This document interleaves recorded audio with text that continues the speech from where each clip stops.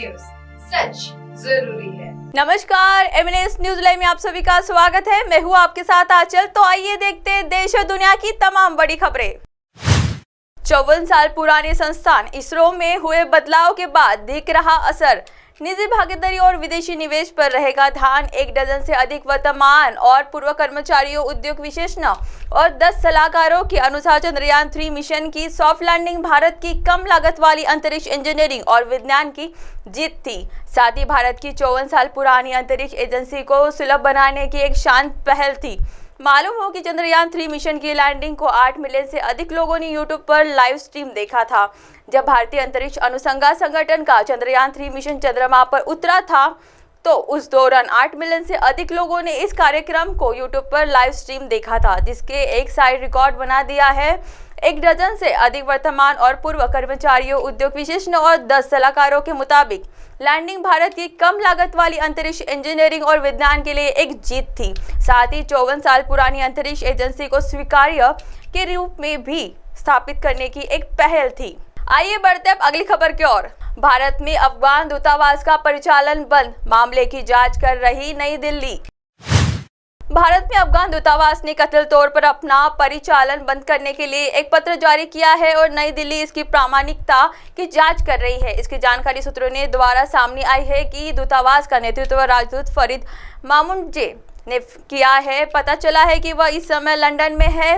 मामुनजे को पिछली अशरफ गनी सरकार ने नियुक्त किया था। भारत में अफगान दूतावास ने कथित तौर पर अपना परिचालन बंद करने के लिए एक पत्र जारी किया है और नई दिल्ली इसकी प्रामाणिकता की जांच कर रही है। इसकी जानकारी सूत्रों ने द्वारा सामने आई है। दूतावास का नेतृत्व राजदूत फरीद मामुनजे ने किया है और पता चला है कि वह इस समय लंदन में है। मामुनजे को पिछली अशरफ गनी सरकार ने नियुक्त किया था और अगस्त 2021 में तालिबान द्वारा अफगानिस्तान की सत्ता पर कब्जा करने के बाद भी वह अफगान दूत के रूप में काम कर रहा है। दूतावास द्वारा अपना परिचालन बंद करने की खबरों पर भारत सरकार के सूत्रों ने कहा है कि नई दिल्ली में अफगान दूतावास ने कथित तौर पर इस मुद्दे पर एक संचार जारी किया है। सूत्रों में से एक ने कहा कि संचार की प्रामाणिकता और इसकी सामग्री की जांच की जा रही है। सूत्र ने कहा कि यह पिछले कई महीनों से राजदूत के भारत से बाहर रहने, कथित तौर पर शरण मिलने के बाद राजनयिकों के लगातार तीसरे देशों में जाने और दूतावास कर्मियों के बीच अंदरूनी कलह की खबरों के संदर्भ में है। पता चल रहा है कि दूतावास ने अगले कुछ दिनों में परिचालन बंद करने के अपने फैसले पर विदेश मंत्रालय को एक संदेश भेजा है। इस मामले पर दूतावास की ओर से तत्काल कोई प्रतिक्रिया नहीं आई है। आइए बढ़ते अब अगली खबर की ओर। उमर अब्दुल्ला का बड़ा बयान, कहा बीजेपी जम्मू कश्मीर में चुनाव करवाने के लिए असमर्थ।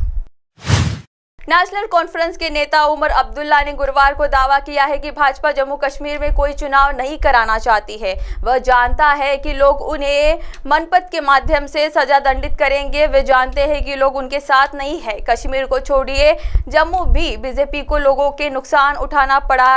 वे जानते हैं कि लोग उनके साथ नहीं है। कश्मीर को छोड़िए, जम्मू में भी बीजेपी को लोगों के नुकसान का उठाना पड़ेगा, इसलिए उनमें चुनाव करवाने का साहस नहीं है। 2024 नेशनल कॉन्फ्रेंस के नेता उमर अब्दुल्ला ने गुरुवार को दावा किया है कि भाजपा जम्मू कश्मीर में कोई चुनाव नहीं करवाना चाहती है। वह जानती है कि लोग उन्हें मतपत्र के माध्यम से सजा दंडित करेंगे। वे जानते हैं कि लोग उनके साथ नहीं है। कश्मीर को छोड़िए, जम्मू में भी बीजेपी को लोगों से नुकसान उठाना पड़ेगा, इसीलिए उनमें चुनाव कराने का साहस नहीं है। वे श्रीनगर में पार्टी मुख्यालय में पत्रकारों से बात कर रहे थे। पूर्व मुख्यमंत्री ने कहा कि मौजूदा सरकार स्थानीय निकाय और पंचायत चुनाव कराने के पक्ष में भी नहीं दिखती है। हमारा मानना है कि एकमात्र चुनाव सांसद का होगा। उन्हें इसे टालना मुश्किल हो सकता है। इसके अलावा वे कोई अन्य चुनाव कराने के मूड में नहीं दिखते हैं। स्थानीय निकाय चुनाव टालने के बारे में पूछे जाने पर अब्दुल्ला ने कहा कि सरकार इसके इनकार करेगी। उन्होंने कहा कि अगर आप उनके पूछे तो वे आपको कहेंगे कि जब हमने इसकी घोषणा ही नहीं की तो चुनाव कैसे टाले जा सकते हैं। अब आप हमारे चैनल को आपके मोबाइल पर भी देख सकते हैं। मोबाइल ऐप पर देखने के लिए प्ले स्टोर से MNS News TV app download करें। इंस्टॉलिंग ट्विटर, हाईकुक, फेसबुक और कई सोशल मीडिया प्लेटफॉर्म पर हमारा चैनल उपलब्ध है। आप हमारे चैनल को लाइव भी देख सकते हैं www.mnsnewstv.com पर। फिलहाल वक्त हो चला है दर्शकों ब्रेक का। ब्रेक से लौटने के बाद देखिएगा देश और दुनिया की तमाम बड़ी खबरें। बने रहिए MNS न्यूज के साथ। नमस्कार।